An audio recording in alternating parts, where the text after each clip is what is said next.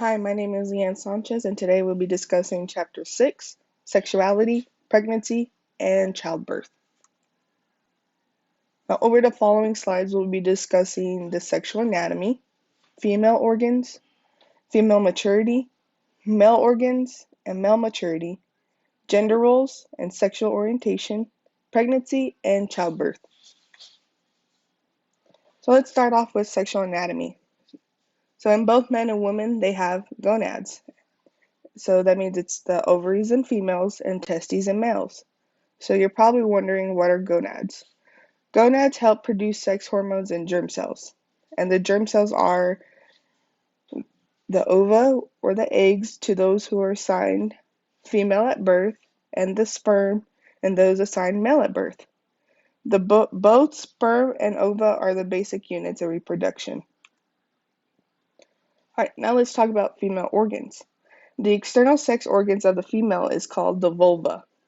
The mons pubis, labia majora and minora, clitoris, urethra, and the vagina make up the vulva. The mons pubis is a spherical mass of fatty tissue over the pubic bone that grows hair. Located below that is the labia majora and the labia minora, which is the outer and inner lips. The labia majora vary widely in size, color, shape, and overall appearance, and they often play a significant role in sexual sensation. Next, we have the clitoris. The clitoris has 8,000 nerve endings that are concentrated on the glans, or head of the clitoris. The clitoris may be visible between the labia from the outside. Next is the urethra, and it's a duct that transfers urine from the urinary bladder to its entrance, which is located between both the clitoris and the opening of the vagina. All right, next we have is the vagina, and it's the passage that connects the external sex organs to the internal sexual organs that can be utilized for sexual intercourse, serves as a good birth canal, and allows for the flow of menstrual fluid. All right, now let's discuss puberty in women. Puberty is when the reproductive system matures through aging and adolescence. So when a woman goes through puberty, or I should say young women, they start from about age 8 to 12, they experience the first signs. And these are the increase in growth rate, breast development, body hair growth, and rounding of hips and buttocks. A huge milestone for most young women during puberty is the menstrual cycle. And the menstrual cycle is the loss of blood and tissue lining the uterus in the absence of pregnancy. Some girls experience their cycles between the ages 9 to 17, and in the United States, the common age where a young woman experiences her menstrual cycle for the first time is around 12 and a half years old. Now, let's discuss menstrual cycle phases. There are 4 phases to the menstrual cycle, and let's start with the first one. The first one is called menses. This phase starts when the egg from the previous cycle isn't fertilized. So because pregnancy hasn't taken place, the levels of hormones like estrogen and progesterone drop. And this occurs from day 1 to about day 5. Now let's go to the estrogenic phase. And this is when the bleeding stops and a hormone from the brain starts producing follicle stimulating hormones, or FSH, and luteinizing hormone, or LH. An egg containing ovarian follicle begins to grow and releasing increasing levels of estrogen. Next we have is ovulation, and this is when the ovary releases a mature egg. The egg travels down to the fallopian tube and towards the uterus to be fertilized by sperm. Now, this is the only time a woman can experience pregnancy during their menstrual cycle is because of ovulation. All right. And lastly, we have the progestational phase. So it's the amount of progesterone released from the corpus luteum, and it increases the progestational phase of the cycle and remains high until the following menstrual cycle. The lining of the uterus continues to develop under the influence of estrogen and progesterone, preparing itself to sustain a mature egg. When a fertilized egg becomes pregnant, it produces a hormone called human, excuse me for my pronunciation, chorionic gonadotropin, or HCG, which keeps the corpus luteum healthy.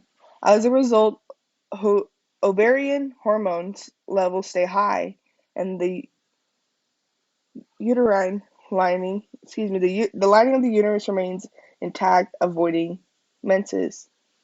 HCG is the hormone that pregnancy tests can detect. All right, now let's move on to male organs. For those who are assigned male at birth, uh, the external sexual organs are called the penis and the scrotum. So the penis is comprised of glands and shaft, also known as the head. The glands are the sensitive part of the penis. So the penis is made up of spongy tissue, and it causes the penis to become erect during sexual arousal. The scrotum is a pouch that contains sperm cells, also called testes, and it also helps maintains the sperm's temperature. Now, the sperm production is very heat sensitive.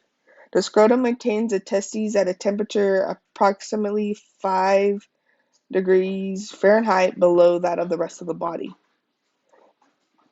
All right, next we're going to discuss penile urethra. So that's when both urine and the fluid that carries the sperm or semen passes through, and it runs through the length of the penis. All right, now let's go into male maturity. Usually when males hit puberty, they usually fall behind, well, I wouldn't say fall behind. They're behind the female puberty by about 2 years. So when they are 18, they will have reached their adult size. Now let's discuss the physical changes. And physical changes in the male includes test test sorry penis growth, pubic hair growth, facial hair, body hair growth, voice deepens, height and weight increase. And also testicular growth begins about age 10 or 11. Excuse my pronunciation, I apologize. All right, now let's discuss gender roles. Now, gender is the way people can identify and feel about themselves regardless of the sexual organs or what they were identified when they were born. Usually parents will often choose a gender-specific name, clothes, and toys for their children. So people can express their gender through how they dress, how they act or talk, and everyone in, in today's society models an example of like whatever gender role they identify themselves as. All right, so let's go into the types of genders. So we have queer or queer gender, but it's more popularly known as non-binary or gender non-conforming. And these are the people who feel like they're neither a man nor woman. Now let's move on to transgender, and these are the people whose gender identity is different from the gender they're assigned at birth. So, and let's move up transsexuals to the transgenders because they go hand in hand. So, transsexuals are those who seek sex reassignment through surgery, hormones, whatever the cause may be. And usually transsexuals like to identify themselves as transgender. Next, let's discuss cisgender, and these are the people whose sex and gender assignment match up with their own gender identity. And then we have androgyny, and is the state of being neither specifically feminine or masculine. It's pretty much a combination of being both, feeling both feminine and masculine characteristics. All right, the last one is really not considered a gender, but I feel like it's also important to talk about, is intersex. And intersex are individuals who are born with sexual organs that cannot be assigned to a male or female categories. Usually doctors and parents would have their infant the minute they're, not the minute they're born, but when they're young enough to have surgery. That way they can have a gender assigned to themselves. But however, a lot of the adults who were intersex don't agree with this surgery because they feel like when they're older, they get to decide whether they want to be whatever gender they choose. Now, here's a fun fact. In 2017, Germany became the first country in the world to recognize a third gender, making it easier for parents and doctors to assign a gender to these children. Nepal, India, Pakistan, Bangladesh, Germany, New Zealand, Australia, and a few states in the United States have legalized a third choice for those who do not identify as male or female. Okay, next let's discuss sexual orientation. Now, let's not get sexual orientation and gender identity confused. Whereas gender identity is how one can express who they are, whereas sexual orientation refers to the people or the person that they are emotionally, romantically, and sexually attracted to. Now, let's discuss the following common ones. First is heterosexuality, and it's the attraction of people from the opposite gender. So, for example, where a man is attracted to a woman and vice versa. Bisexuality is the attraction of both genders, so a woman may be attracted to both man and woman, and of course, vice versa. Homosexuality is the attraction of the same gender, so it's when a man is attracted to a man and a woman is attracted to a woman. Asexuality is a lack of sexual attraction regardless of anyone's gender. And lastly, pansexuality is the attraction to all genders, including non-binary, genderqueer, and transgender identities. All right, here's some more fun facts. So, as of 2020, same-gender couples can marry in 30 countries, including the United States.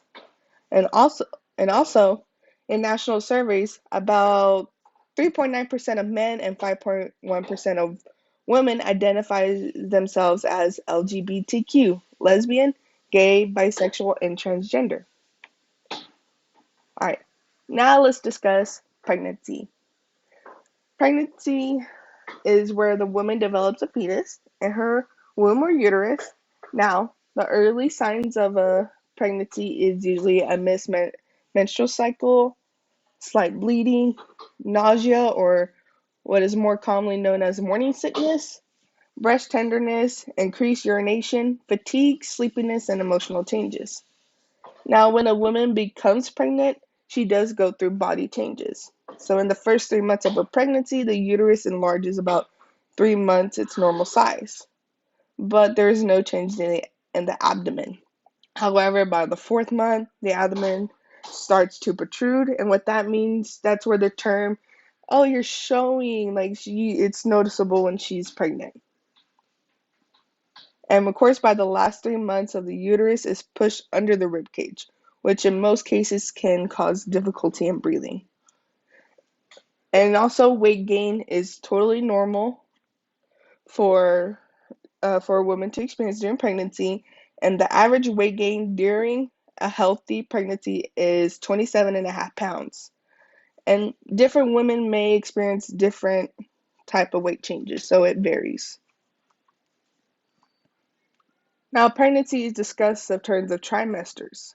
So what it means, it's 3 periods for about that last about 3 months each or 13 weeks each. So we have the first, second, and third trimester. So let's discuss the first one and what happens in there. So in the first trimester, the fertilized egg divides and multiplies 32 to 128 cells and travels down to the uterus, where it's called the blastocyst.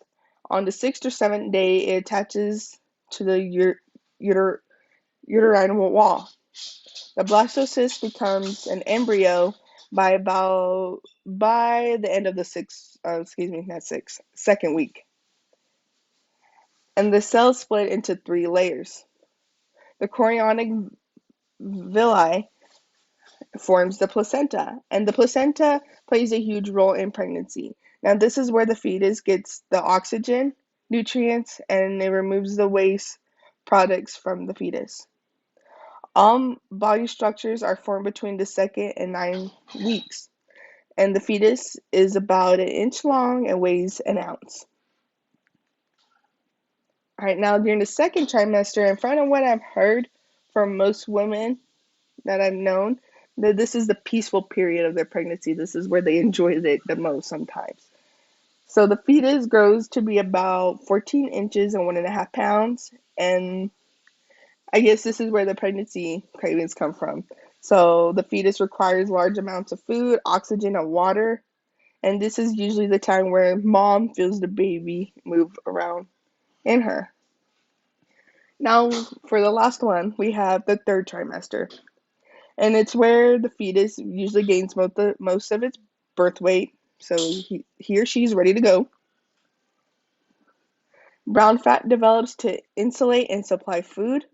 Respiratory and digestive organs develop fuller, and the mother's blood brings immunity to the fetus. All right, now let's discuss childbirth. Now, during the first stage of childbirth, a woman may experience contractions and they last about 30 seconds and occur every 15 to 20 minutes. Small amount of bleeding may occur, so it looks like nothing to be scared of on that point. Um, and the term where someone says, "Oh, my water broke," it happens when the amniotic sac ruptures and fluid rushes out. And some women will say it felt like they kind of peed their pants. All right, the last part of the first stage of labor is the actual active labor itself. And this is where they start feeling their contractions to become stronger and more frequent. And they last about 60 to 90 seconds and occurs 1 to 3 minutes. And their cervix becomes completely dilated, and that's about 10 centimeters. All right, now the second stage of labor is when the baby is slowly pushed down by the help of the mother, and the head is usually delivered first. Now the last stage of delivery is, or labor I should say, is the delivery of the placenta.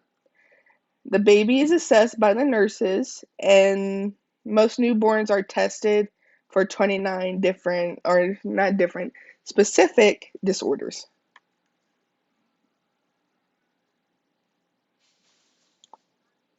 Now we have cesarean section, or it's more commonly known as a C-section. And this is when the baby is removed through a surgical incision.